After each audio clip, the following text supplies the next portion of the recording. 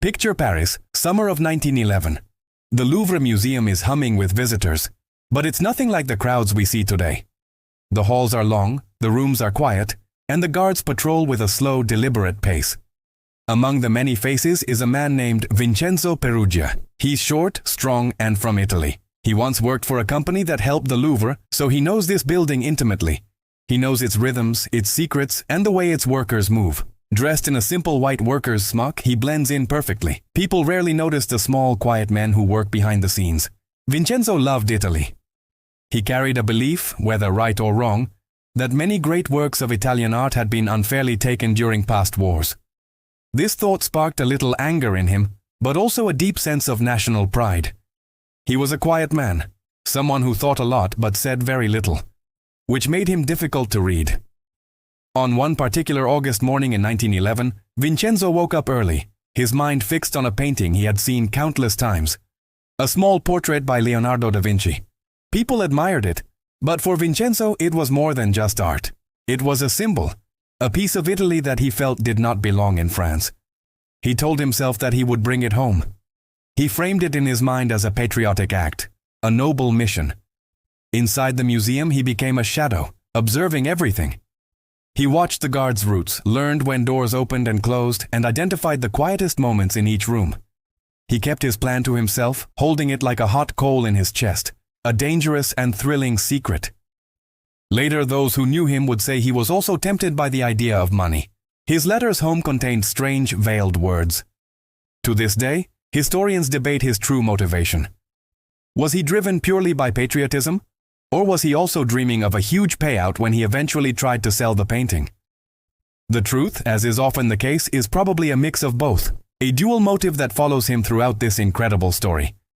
The morning of August 21, 1911, was a quiet one at the Louvre. It was a Monday, the museum's weekly closing day, and many staff members weren't there. Only a handful of visitors wandered the vast halls. The room where the Mona Lisa hung, the Salon Carré, was not crowded. The painting itself, much smaller than people imagine, was displayed among other masterpieces. It wasn't yet the global superstar it is today. Vincenzo, looking like any other worker in his smock, moved with a calm, practiced confidence. He waited for his moment. When the guards were out of sight, he approached the wall. In a swift, decisive action, he lifted the painting.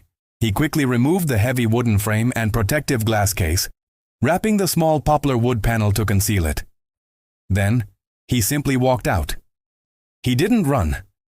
He walked with the steady, unremarkable pace of a man who belonged there.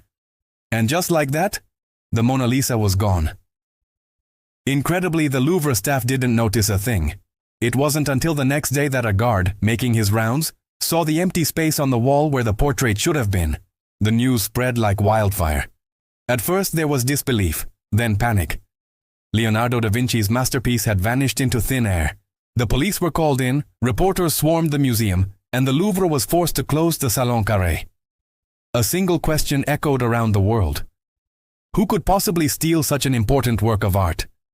The newspapers had a field day. Headlines screamed with wild speculation and fantastic theories. Some claimed that a gang of thieves had used ropes and ladders in a daring nighttime heist. Others pointed fingers at foreign agents or sophisticated criminal syndicates. The police were inundated with tips and chased hundreds of leads, all of which led to dead ends. People from all over the world sent letters with their own wild ideas about the theft. A particularly juicy rumor began to circulate about a man named Eduardo de Valfierno, who had supposedly hired Vincenzo to steal the painting. The plan, so the story goes, was not to sell the original, but to sell 6 perfect forgeries to wealthy collectors, each believing they were buying the stolen masterpiece. We don't know if this story is true, but it added another layer of intrigue to the mystery and sold a lot of newspapers. As the days turned into weeks, and the weeks into months, the public's fascination with the missing painting only grew. The empty spot on the wall of the Louvre became a tourist attraction in itself. People flocked to see the space where the Mona Lisa used to be, feeling the weight of its absence. The museum, once a place of quiet contemplation, was now filled with questions, suspicion, and a lingering sense of loss. For over 2 long years, the Mona Lisa remained missing. The police investigation was one of the largest in French history. They searched trains, checked ships at every port, and raided houses, but found nothing. Suspects were arrested and interrogated, but the trail was cold. The world watched, waited, and wondered. All this time, Vincenzo Peruggia kept the painting hidden. He moved it from place to place, stashing it in a trunk in his small Paris apartment, a secret that burned within him. Eventually, he left France and returned to his beloved Italy, the painting traveling with him. He believed he was bringing it home, where it belonged. But the desire for money was still there, a constant pull that would eventually lead him to take a monumental risk. The silence finally broke in late 1913. Vincenzo, using a fake name, decided it was time to cash in. He contacted Alfredo Geri, an art dealer in Florence, and offered to sell him the long-lost Mona Lisa. Geri was intrigued but also extremely cautious. This could be a trap or a very good fake. He wisely brought in Giovanni Poggi, the director of the famous Uffizi Gallery, to help verify the painting's authenticity. They arranged a meeting with the mysterious seller in a hotel room. When Vincenzo unwrapped the painting from a red cloth at the bottom of his trunk, Geri and Poggi were stunned. It was real. The distinct craquelure, the fine pattern of cracks in the paint, was unmistakable. They had found the Mona Lisa.